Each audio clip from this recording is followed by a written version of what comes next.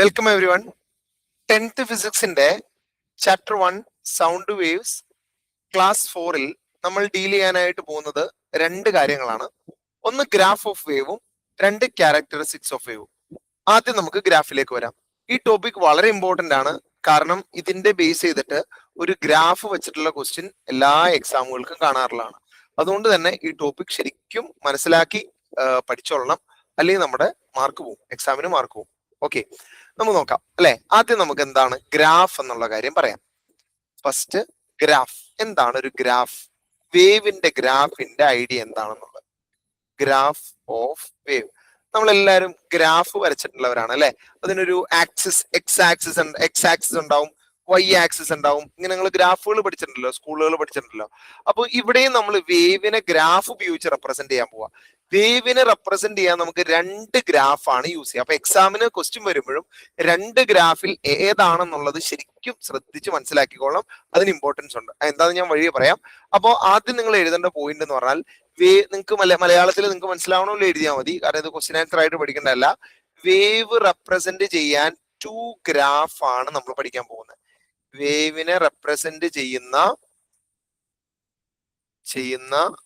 രണ്ട് ഗ്രാഫ് ഉണ്ട്. അതിൽ ആദ്യത്തെ ഗ്രാഫാണ് distance displacement graph. Distance displacement അല്ലെങ്കിൽ ഡിസ്പ്ലേസ്മെന്റ് എന്ന് തന്നെ പറഞ്ഞത് displacement graph.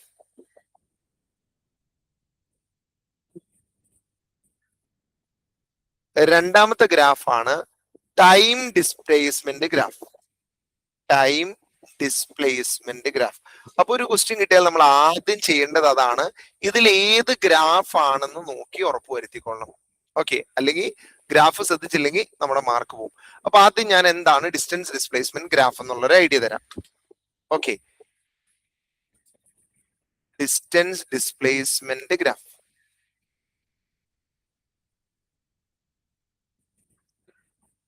Distance displacement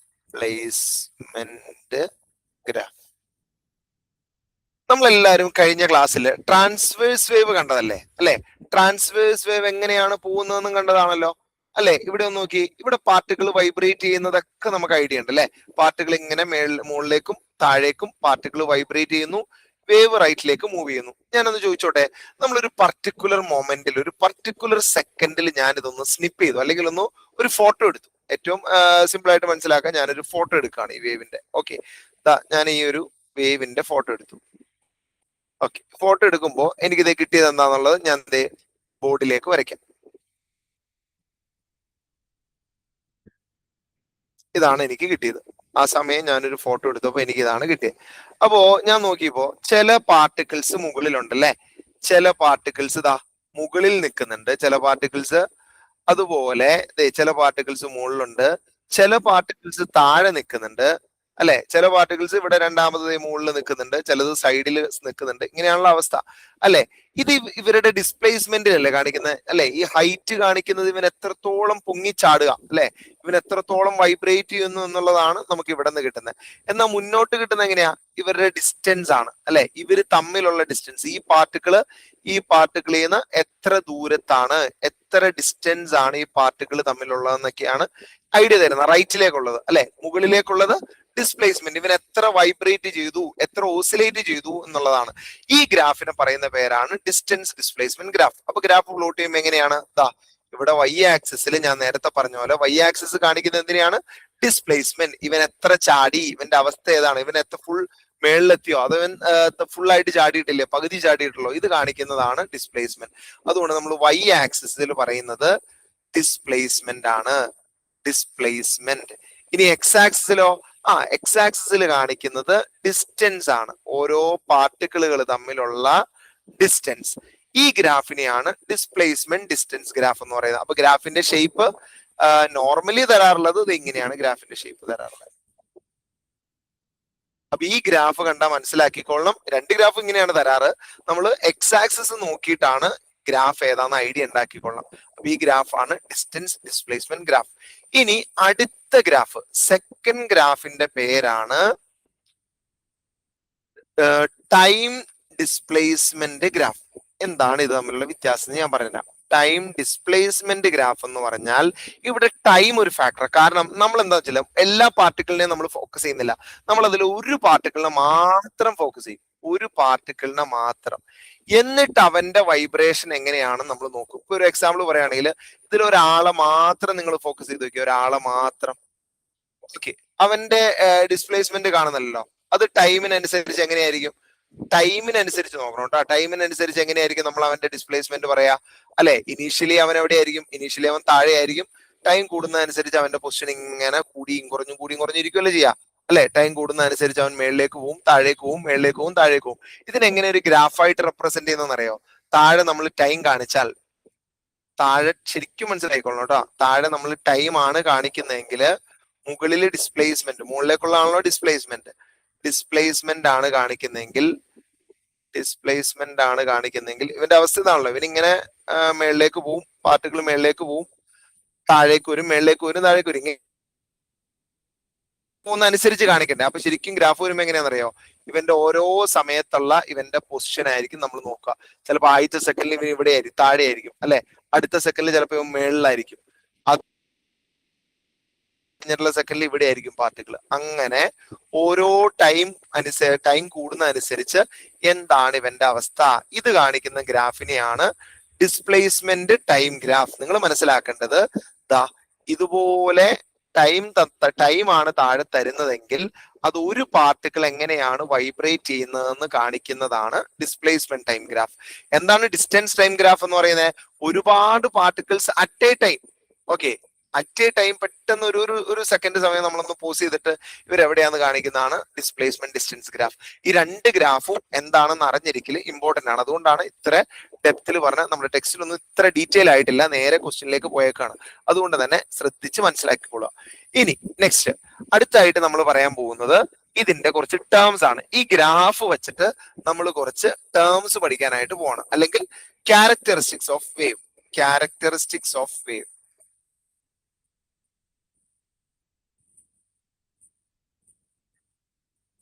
characteristics of wave. Characteristics of വേവില് ആദ്യം പഠിക്കേണ്ടത് ആംപ്ലിറ്റ്യൂഡ് ആണ്. ആംപ്ലിറ്റ്യൂഡ്. ഏത് ഗ്രാഫ് ആണെങ്കിലും നമ്മൾ ആംപ്ലിറ്റ്യൂഡ് എന്താ ഐഡിയ എന്നറിയോ? ശരിക്കും മനസ്സിലായിക്കൊള്ളണം. ആംപ്ലിറ്റ്യൂഡ് എന്ന് പറഞ്ഞാൽ സപ്പോസ് ഒരു ഗ്രാഫ് തരും, എന്നിട്ട് നമ്മളോട് ആംപ്ലിറ്റ്യൂഡ് കാണാൻ പറഞ്ഞാൽ ഇത്രയേ ഉള്ളൂ. അതായത് നമ്മൾ വേവ് ഇങ്ങനെ കാണിച്ചേക്കാണല്ലോ, വേവ് ഇങ്ങനെ അവർ റെപ്രസെന്റ് ചെയ്തേക്കാണ്. ഓക്കെ, ആംപ്ലിറ്റ്യൂഡ് ഉദ്ദേശിക്കുന്നത് ഈ പൊസിഷൻ ഉണ്ടല്ലോ, എക്സ്ട്രീം പൊസിഷൻ, ഇതാണ് നമ്മൾ എക്സ്ട്രീം എന്ന് പറയുന്നത്. ഇവന് പോകാൻ പറ്റുന്ന മാക്സിമം പൊസിഷൻ, ഇതാണ് മീൻ പൊസിഷൻ. മീൻ പൊസിഷൻ അല്ലെങ്കിൽ ഇക്വിലിബ്രിയം പൊസിഷൻ എന്ന് പറയും. ഇക്വിലിബ്രിയം. ഇങ്ങോട്ടുള്ള ഡിസ്റ്റൻസിനെ അല്ലേ നമ്മൾ നേരത്തെ ആംപ്ലിറ്റ്യൂഡ് എന്ന് പറഞ്ഞേ? അപ്പൊ ഈ ഹൈറ്റ് ആണ് ആംപ്ലിറ്റ്യൂഡ്. അപ്പൊ നമ്മൾ ജസ്റ്റ് ഇവിടെ നിന്ന് എടുത്തങ്ങ് എഴുതിയാൽ മതി, വേറെ ചിന്തിക്കാനൊന്നും. ആംപ്ലിറ്റ്യൂഡ് അതിനകത്ത് ആ ഗ്രാഫിൽ മാർക്ക് ചെയ്തേക്കണം നോക്കുക. ഈ ഹൈറ്റ് വല്ല 2 സെന്റിമീറ്റർ ഒക്കെ ആണെങ്കിൽ 2 സെന്റിമീറ്റർ ഈക്വൽ ടു ആംപ്ലിറ്റ്യൂഡ് എന്ന് പറയാം. എന്താ ഡെഫിനിഷൻ പറയുന്നത്? ഇത്രയേ ഉള്ളൂ. It is A maximum distance from mean position. Mean position ചെയ്ത് ഇവൻ എത്ര ചാടി, ഇവൻ എത്ര വൈബ്രേറ്റ് ചെയ്യുന്നു, ഓസിലേറ്റ് ചെയ്യുന്നു, ആ ഒരു ഹൈറ്റ് ആണ് ആംപ്ലിറ്റ്യൂഡ് എന്ന് പറയുന്നത്. അപ്പൊ ആംപ്ലിറ്റ്യൂഡ് ചോദിച്ചാൽ വെരി ഈസി ആണ്, വളരെ എളുപ്പത്തിൽ നമുക്ക് ആൻസർ ചെയ്യാം. ഇനി സെക്കൻഡ് 1 സൈക്കിൾ എന്താണെന്നൊരു ഐഡിയ ഉണ്ടാവണം. എന്താണ് ഒരു വേവിന്റെ ഒരു സൈക്കിൾ എന്ന് പറഞ്ഞാൽ? എന്തായിരിക്കും സൈക്കിൾ? നിങ്ങൾ സൈക്കിൾ കേട്ടല്ലേ? സൈക്കിൾ എന്ന് പറഞ്ഞാൽ എന്താ? പല റെയിൻ അല്ലെ, മഴയുടെ ഒക്കെ ഇതിൽ നമ്മൾ സൈക്കിൾ എന്ന് പറയാം. ഒരു സൈക്കിൾ കഴിഞ്ഞു, അല്ലെങ്കിൽ കറങ്ങുമ്പോൾ ഒരു സൈക്കിൾ കംപ്ലീറ്റ് ആയി. എന്തെങ്കിലും ഒരു സാധനം റിപ്പീറ്റ് ചെയ്തുകൊണ്ടിരിക്കുവാണെങ്കിൽ അതിന്റെ ഒരു റിപ്പീറ്റിംഗ് ഭാഗം കഴിയുമ്പോഴാണ് നമ്മൾ ഒരു സൈക്കിൾ എന്ന് പറയും. ഇപ്പൊ വട്ടം കറങ്ങിക്കൊണ്ടിരിക്കുന്ന ആളാന്ന് വിചാരിച്ചോ, ഒരു തവണ കറങ്ങി കഴിയുമ്പോൾ നമ്മൾ പറയും ഒരു സൈക്കിൾ കംപ്ലീറ്റ് ആയി എന്ന് പറയും. 2 തവണ കറങ്ങി കഴിയുമ്പോൾ നമ്മൾ പറയും 2 സൈക്കിൾ കംപ്ലീറ്റ് ആയി എന്ന് പറയും. അപ്പൊ വൺ സൈക്കിൾ എന്ന് ഉദ്ദേശിക്കുന്നത് ഒരു വൺ കംപ്ലീറ്റഡ് റിപ്പീറ്റിംഗ് പാർട്ടിനെയാണ്. വൺ കംപ്ലീറ്റഡ് റിപ്പീറ്റിംഗ് പാർട്ടാണ് ഒരു സൈക്കിൾ എന്ന് പറയുന്നത്. ഓക്കെ, അപ്പൊ നമുക്ക് വേവിന്റെ വരാം. നമുക്ക് വേവിന്റെ കോണ്ടെക്സ്റ്റിലാണല്ലോ ആവശ്യം. ഒരു വേവ് നമ്മൾ വരച്ചു കഴിഞ്ഞാൽ ശ്രദ്ധിച്ച് മനസ്സിലായിക്കോളണം കേട്ടോ. ഒരു വേവ് ഞാൻ എടുത്ത് വരയ്ക്കാം.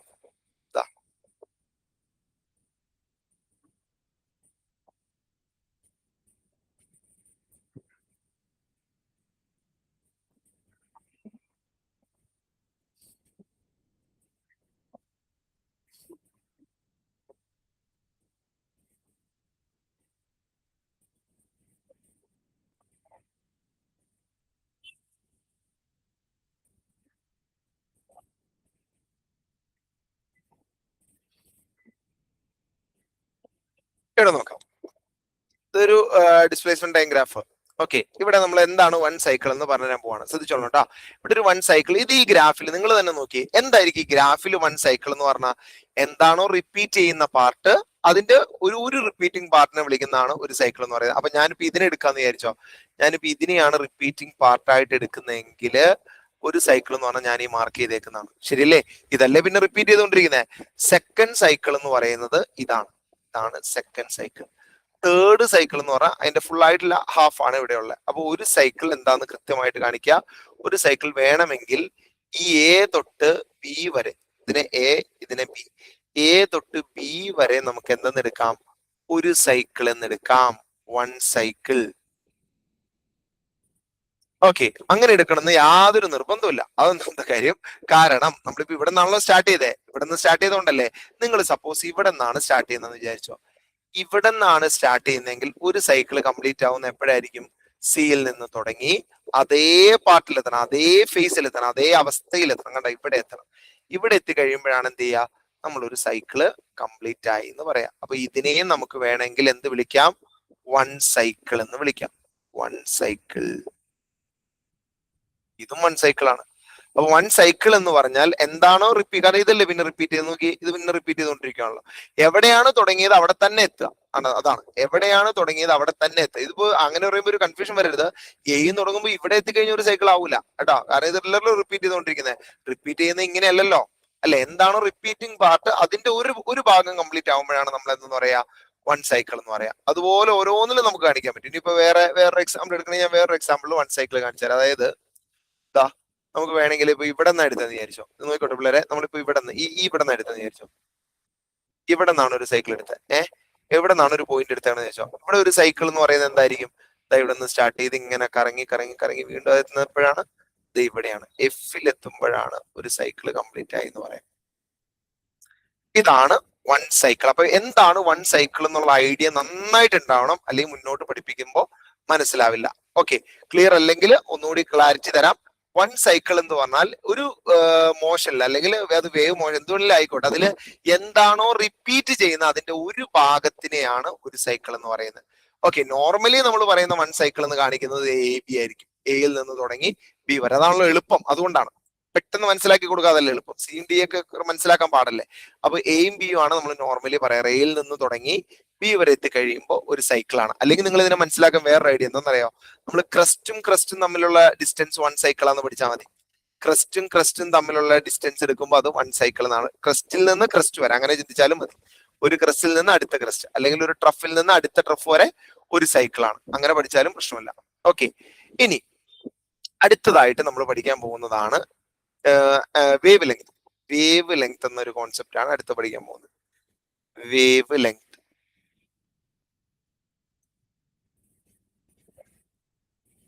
ഓക്കെ, വേവ് ലെങ്ത് എന്താന്ന് വെച്ചാൽ ഏറ്റവും നിങ്ങൾക്ക് മനസ്സിലാവുന്ന ഒരു കോലത്തിൽ ആദ്യം എഴുതുക. ഇത് എക്സാമിന് എഴുതാനല്ല, നിങ്ങൾക്ക് മനസ്സിലാവുന്ന കോലത്തില് നമ്മൾ ഡിസ്പ്ലേസ്മെന്റ് ഡിസ്റ്റൻസ് ഗ്രാഫ് എടുത്തില്ലേ, അതിലെ ഒരു സൈക്കിൾ ആണ് വേവ് ലെങ്ത് എന്ന് പറയുന്നത്. അതിനാണ് സൈക്കിൾ എന്താന്ന് പഠിക്കുന്നത് കേട്ടോ. ഇത് നിങ്ങൾക്ക് മനസ്സിലാൻ വേണ്ടി എഴുതുന്നേ കേട്ടോ. One cycle of distance displacement graph. Distance displacement ഗ്രാഫിലെ ഒരു സൈക്കിളിനെയാണ് വേവ് ലെങ്ത് എന്ന് പറയുന്നത്. ഞാൻ കാണിച്ചു തരാം.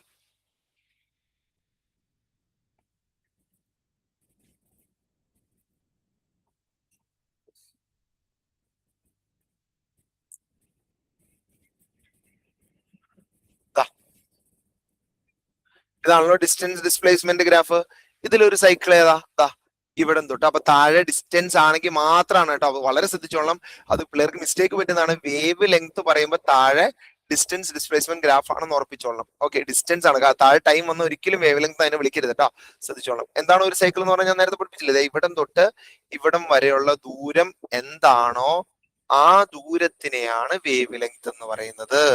അതായത് ഒരു സൈക്കിൾ കംപ്ലീറ്റ് ആകുമ്പോൾ വേവ് ട്രാവൽ ചെയ്യുന്ന ദൂരം, ഡിസ്റ്റൻസ് കവേർഡ്, അങ്ങനെയും ഇതിനെ ഡിഫൈൻ ചെയ്ത്. ഇതിന് പല ഡെഫിനേഷൻ ബുക്കിൽ പറയുന്നുണ്ട് കേട്ടോ.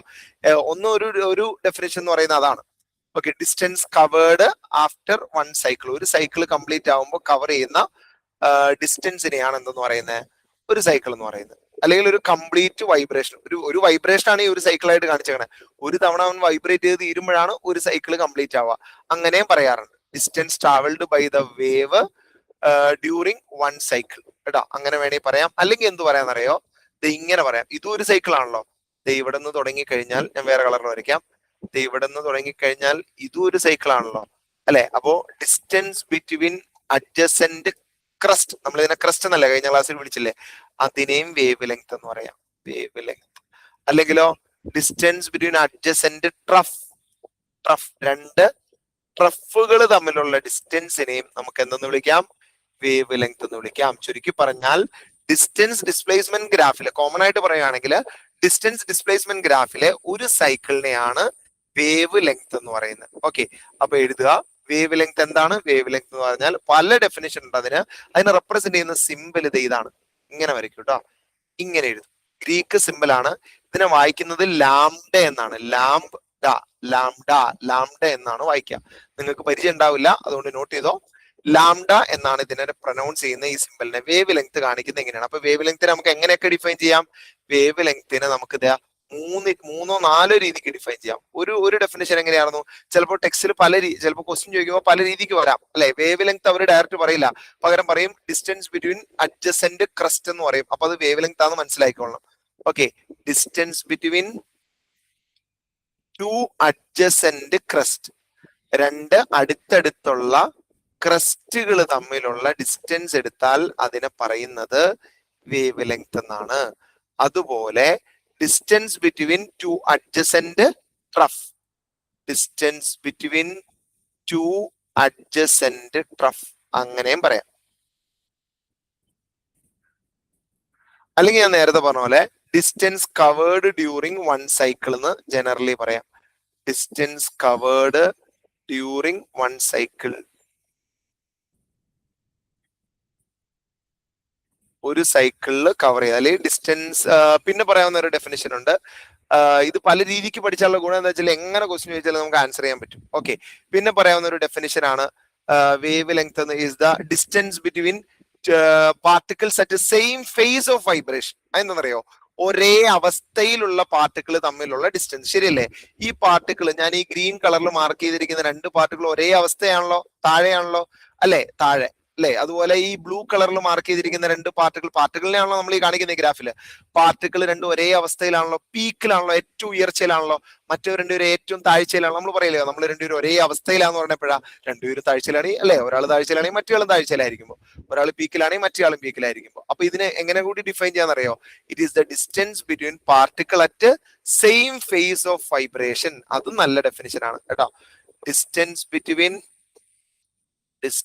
ബിറ്റ്വീൻ പാർട്ടിക്കിൾസ് അറ്റ്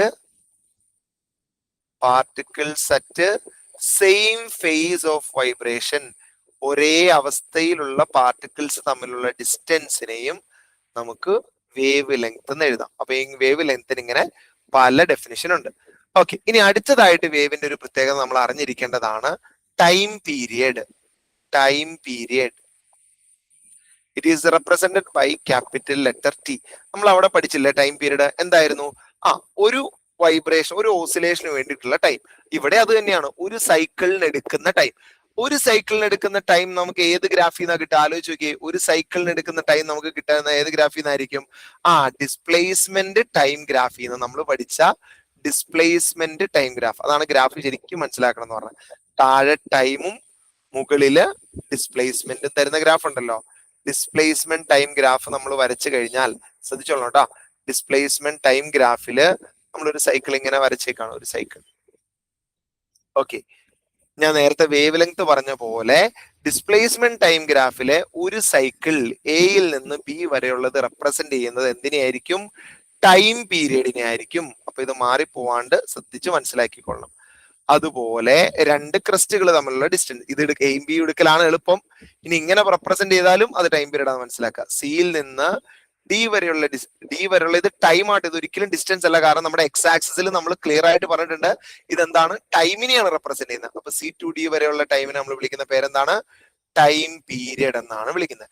അതുപോലെ തന്നെ അടുത്തത് പറയുവാണെങ്കിൽ ആരൊക്കെ തമ്മിലുള്ളതാണ്? ഇത് ഇവർ രണ്ടുപേരും തമ്മിലുള്ള അല്ലെ, ഇയും എഫും. ഇയും എഫും തമ്മിലുള്ള ഗ്യാപ്പിനെ നമ്മൾ വിളിക്കുന്നത് എന്താണ്? ഗ്യാപ്പ് എന്ന് പറഞ്ഞാൽ ടൈം. ടൈമിനെ വിളിക്കുന്നത് എന്താണ്? Time period. അപ്പൊ ടൈം പീരിയഡിന് നിങ്ങൾക്ക് മനസ്സിലാവാൻ വേണ്ടിയിട്ട് ഒരു കാര്യം എഴുതാം. എന്താ? നിങ്ങൾക്ക് മനസ്സിലാവാൻ വേണ്ടിയിട്ട് കേട്ടോ, എക്സാമിന് ഡെഫിനിഷൻ ആയിട്ട് എഴുതേണ്ടതെന്ന് ഞാൻ പറയാം. നിങ്ങൾക്ക് മനസ്സിലാവാൻ എഴുതുക. It is the one cycle in ഏത് ഗ്രാഫിലെ? ഡിസ്പ്ലേസ്മെന്റ് ടൈം ഗ്രാഫ് അല്ലെ time displacement graph. One cycle in time displacement graph. Time displacement ഗ്രാഫിലെ ഒരു സൈക്കിൾ റെപ്രസെന്റ് ചെയ്യുന്ന എന്തിനെയാണ്? ടൈം പീരിയഡിനെയാണ്. Graph represent time period.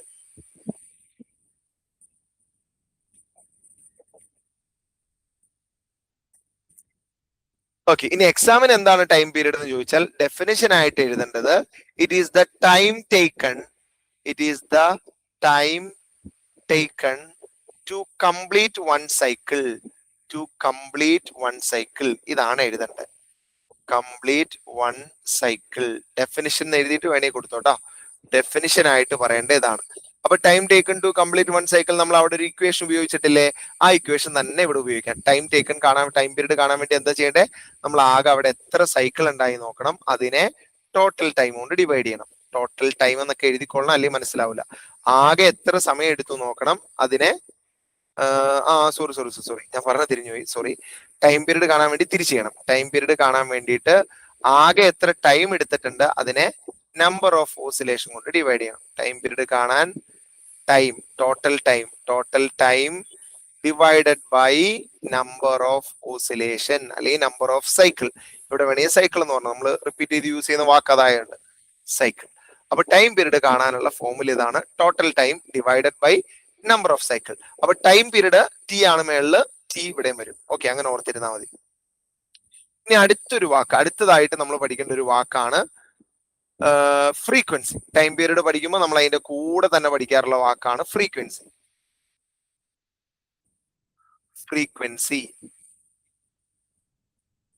Frequency നമ്മൾ നേരത്തെ ഒന്ന് പറഞ്ഞതാണ് അല്ലെ. ഒരു കാര്യം എത്ര പെട്ടെന്ന് നടക്കുന്നു എന്ന് കാണിക്കുന്നതിനെയാണ് ഫ്രീക്വൻസി അല്ലെ. അത് ഒരു സൈക്കിൾ ഫോം ചെയ്തുകൊണ്ടിരിക്കുകയാണല്ലോ, ഓരോ സൈക്കിൾ ഉണ്ടായിക്കൊണ്ടിരിക്കുകയാണല്ലോ. അത് എത്ര സ്പീഡിലാണ് ഉണ്ടാവുന്നതെന്ന് കാണിക്കുന്നതിനെയാണ് ഫ്രീക്വൻസി എന്ന് പറയുന്നത്. അതിന് അവിടെ പഠിച്ച പോലെ തന്നെ ഇവിടെ ഒരു സ്റ്റാൻഡേർഡ് ഡെഫിനിഷൻ ഉണ്ട്. Number of cycles in 1 second. ഒരു സെക്കൻഡിൽ എത്ര സൈക്കിൾ ഉണ്ടായി? ഒരു സെക്കൻഡിൽ കൂടുതൽ സൈക്കിൾ ഉണ്ടായി എന്താ അതിന്റെ അർത്ഥം? അവിടെ പെട്ടെന്ന് ഉണ്ടായിക്കൊണ്ടിരിക്കുകയാണല്ലോ. ഇനി അത് കാണാൻ വേണ്ടിയിട്ട് നമ്മൾ അവിടെ പഠിച്ച പോലെ തന്നെ ടൈം പീരീഡിന്റെ ഇക്വേഷൻ തിരിച്ചിട്ടാ ഫ്രീക്വൻസി കിട്ടും. ഫ്രീക്വൻസി കാണാൻ F ഈക്വൽ ടു ഇതാണ് ഞാൻ ആദ്യം എഴുതിയത്, number of cycles divide by total time. Number of cycles divided by total time. ഇതിന്റെ യൂണിറ്റ് ഹെർട്സ് ആണ്. നമുക്കിത് ക്വസ്റ്റ്യൻ വരുമ്പോൾ എങ്ങനെയാന്ന് ചെയ്യാം. തൽക്കാലം ഇത് ഓരോന്ന് എന്താന്ന് മാത്രം മനസ്സിലാക്കിയാൽ മതി. അതാണ് നമ്മുടെ ഈ വീഡിയോയുടെ ലക്ഷ്യം, ഫ്രീക്വൻസി. ഇനി അടുത്തൊരു ഇമ്പോർട്ടൻസ് സാധനമാണ് സ്പീഡ് ഓഫ് വേവ്. വേവിന്റെ സ്പീഡ് എങ്ങനെ കണ്ടുപിടിക്കാം? Speed of wave. സ്പീഡ് കാണാൻ വേണ്ടിയിട്ട് നമ്മൾ നേരത്തെ പഠിച്ചിട്ടുള്ള ഒരു ഇക്വേഷൻ ഉണ്ട്. Speed equal to distance travelled divide by time. Distance travelled divide by time. ഇങ്ങനെ കണ്ടുപിടിക്കാം. അല്ല എങ്കിൽ സ്പീഡ് കാണാൻ ഒരു സ്പെഷ്യൽ ഫോർമുല ഉണ്ട്, വളരെ ഇമ്പോർട്ടന്റ് ആണ്, ഓർത്തിരിക്കണം. നമ്മൾ ഇപ്പൊ മുമ്പ് പഠിച്ച രണ്ട് സാധനങ്ങളുണ്ടല്ലോ, ഏതൊക്കെയായിരുന്നു? ഒന്ന് ലാംഡ, രണ്ട് F. V equal to F lambda എന്നൊരു ഇക്വേഷനും ഉണ്ട്. ഇത് ഉപയോഗിച്ച് നമുക്ക് സ്പീഡ് കാണാം. സ്പീഡ് ആയതുകൊണ്ട് തന്നെ നമുക്കറിയാം ഡിസ്റ്റൻസ് മീറ്ററിലാണ്, ടൈം സെക്കൻഡിലാണ് നമ്മൾ പറയാ. അതുകൊണ്ട് ഇതിന്റെ യൂണിറ്റ് എന്ന് പറയുന്നത് എന്തായിരിക്കും? മീറ്റർ പെർ സെക്കൻഡിലാണ് നമ്മൾ സ്പീഡ് പറയാ. ഒരു സെക്കൻഡിൽ എത്ര മീറ്റർ കവർ ചെയ്തു, അതായത് വേവിന്റെ സ്പീഡ്. ഒരു സെക്കൻഡിൽ എത്ര മീറ്റർ കവർ ചെയ്തു. ഇവിടെ നിന്ന് നമുക്ക് വേണമെങ്കിൽ രണ്ട് ഇക്വേഷൻ ഉണ്ടാക്കാം. ഒരിക്കലും ബൈഹാർട്ട് ചെയ്യാൻ വേണ്ടിയിട്ടല്ല, ഇത് എന്തായാലും ബൈഹാർട്ട് ചെയ്യണം. ഇനി പറയുന്ന രണ്ടെണ്ണം ബൈഹാർട്ട് ചെയ്യുമല്ല, നമ്മൾ ആ മെത്തേഡാണ് പഠിക്കുന്നത്, എന്നാലാണ് പ്രയോജനം ഉണ്ടാവുള്ളൂ. എഫ് കാണാൻ നമ്മളോട് ചോദിക്കാം, ലാംഡ കാണാനും നമ്മളോട് ചോദിക്കാം. ഏത് ഇക്വേഷൻ നമ്മൾ പഠിക്കുമ്പോഴും അതിലെ ബാക്കിയുള്ള ടേംസ് എങ്ങനെ കണ്ടുപിടിക്കാന്ന് കൂടി നമ്മൾ അതിന്റെ കൂടെ നിർബന്ധമായിട്ടും അറിഞ്ഞിട്ടുണ്ടാവണം. അല്ലെങ്കിൽ എന്താ കുഴപ്പമെന്ന് വെച്ചാൽ നമുക്ക് എക്സാമിന് പെർഫോം ചെയ്യാൻ പറ്റില്ല, മാറി ചോദിച്ചാൽ പണി കിട്ടും. അപ്പൊ ഇതെങ്ങനെ എഫ് കണ്ടുപിടിക്കുക? ഈ ഇൻഡു ലാംഡ അല്ലേ, ഇൻഡു ലാംഡേനെ അങ്ങോട്ട് ഇടണം. അപ്പൊ അത് ബൈ ലാംഡ ആവും, വി ബൈ ലാംഡ എന്നാവും. ഇനി ലാംഡ കാണാൻ ചോദിച്ചാലോ, എഫ് ഇൻഡു അല്ലേ, ആ ഓപ്പറേഷൻ കൂടെ എടുക്കണം കേട്ടോ. ഇൻഡു എഫ് ആണ്, അല്ലെ എഫ് ഇൻഡു ആണല്ലോ. എഫ് ഇൻഡു അങ്ങോട്ട് പോകുമ്പോൾ എന്താവും? ഡിവൈഡ് ബൈ എഫ് എന്നാവും. അപ്പൊ വി ബൈ എഫ്. വീനൊന്നും ചെയ്യേണ്ട, വി അവിടെ ഇരുന്നോട്ടെ. കൊണ്ടുപോണ ആൾക്കാരെ മാത്രം ഓപ്പറേഷൻ ചേഞ്ച് ചെയ്യാം. ഓക്കെ, ഇനി ഇവിടെ നിന്ന് വേണമെങ്കിൽ നമുക്കൊരു റിലേഷൻ ഉണ്ടാക്കി എടുക്കാൻ പറ്റുന്നതാണ്. എന്താണ് ഫ്രീക്വൻസിയും വേവ് ലെങ്ത്തും തമ്മിലുള്ള റിലേഷൻ? അത് ഇൻവേഴ്സ്ലി പ്രൊപ്പോർഷണൽ എന്ന് പറയും. ഒരാൾ കൂടുമ്പോൾ മറ്റേ ആൾ കുറയും, കാരണം ഇത് ഡിനോമിനേറ്റർ ആണല്ലോ. ഇത് കൂടി കഴിഞ്ഞാൽ മറ്റേ ആൾ കുറയും. ആ ഒരു റിലേഷൻഷിപ്പ് എഴുതി വെച്ചോട്ടോ. നമ്മൾ ഓൾറെഡി ഫ്രീക്വൻസി ആയിട്ട് ലെങ്ത്തിനുള്ള റിലേഷനും ടൈം പീരിയഡിനുള്ള റിലേഷനും ഒക്കെ ഓൾറെഡി പഠിച്ചാണ്. അതിന്റെ കൂടെ ഈ ഒരു റിലേഷനും കൂടെ പഠിച്ചു വെക്കുക. Relation between frequency and lambda എങ്ങനെ കിട്ടും? F is equal to V by lambda ആയതുകൊണ്ട് if lambda increases F decreases. Lambda കൂടിയാൽ ഫ്രീക്വൻസി കുറയും. നിങ്ങൾ ആലോചിച്ച് നോക്കിയേ, ശരിയല്ലേ? വേവ് ലെങ്ത് ഒരുപാട് കൂടിക്കഴിഞ്ഞാൽ എണ്ണം കുറഞ്ഞു പോകൂലേ? വേവ് ലെങ്ത് കുറയുമ്പോഴല്ലേ എണ്ണം കൂടാ? വേവ് ലെങ്ത് പറഞ്ഞാൽ ക്രസ്റ്റ് ഡിസ്റ്റൻസ്, അല്ലെങ്കിൽ ഒരു സൈക്കിളിന്റെ ഡിസ്റ്റൻസ് കേട്ടോ. എണ്ണം കൂടുന്ന അപ്പോഴല്ലേ? അപ്പൊ അത് മനസ്സിലാക്കാം കേട്ടോ. ലാംഡ ഇൻക്രീസ് ആയി കഴിഞ്ഞാൽ എഫിന് എന്ത് സംഭവിക്കും? എഫ് കുറയും. F will decrease. ഇനി കുറച്ചുകൂടി നന്നാക്കണമെങ്കിൽ ഉണ്ടല്ലോ, നമ്മുടെ ഇക്വേഷനിൽ വേറൊരു കാര്യം പറയാം. if speed is constant, ഇങ്ങനെ പറയുകയാണെങ്കിൽ ബെസ്റ്റ് ആണ്, പെർഫെക്റ്റ് ആണ്. if speed is constant, speed മാറുന്നില്ല എങ്കിൽ, അതായത് F equal to V by lambda എന്ന ഇക്വേഷനിൽ സ്പീഡിന് ചേഞ്ച് ഒന്നുമില്ല, അതുകൊണ്ട് സ്പീഡ് എടുക്കേണ്ട കാര്യമില്ല എങ്കിൽ എഫും ലാംഡയും തമ്മിൽ എന്താ relation? F is inversely proportional to lambda. ഇതാണ് ഏറ്റവും ബെസ്റ്റ് കേട്ടോ. ഇപ്പൊ പറഞ്ഞതിന്റെ കുറച്ചുകൂടി നന്നാക്കി പറഞ്ഞ ഇങ്ങനെ പറഞ്ഞാൽ മതി, inversely proportional to lambda. Okay, ഇത്രയാണ് നമ്മൾ ഈ ചാപ്റ്ററിന്റെ വേവ് ക്യാരക്ടറിസ്റ്റിക്സുമായി ബന്ധപ്പെട്ട് അറിഞ്ഞിരിക്കേണ്ടതായിട്ടുള്ള. ഇത് നമ്മൾ ഇത് ഉപയോഗിച്ച് ഇനി മുന്നോട്ട് ന്യൂമറിക്കൽസ് ചെയ്യാനായിട്ട് പോവാണ്. അപ്പൊ ന്യൂമറിക്കൽ പ്രോബ്ലം നമുക്ക് ക്ലിയർ ആയിട്ട് ചെയ്യാൻ പറ്റണമെങ്കിൽ നല്ല ക്ലാരിറ്റിയിൽ നല്ല ക്ലിയർ ആയിട്ട് ഇതിനെക്കുറിച്ചൊരു നല്ല പിക്ചർ ഉണ്ടാവണം. എങ്കിൽ മാത്രമേ നമുക്ക് ആ ക്വസ്റ്റ്യൻസ് ആൻസർ ചെയ്യാൻ പറ്റുള്ളൂ, അല്ലെങ്കിൽ നമുക്ക് മിസ്റ്റേക്സ് വരും. ഓക്കെ, അതിനി ക്വസ്റ്റ്യൻസ് നമുക്ക് ഇനി നെക്സ്റ്റ് ക്ലാസ്സിൽ പറയാം. Okay, thank you.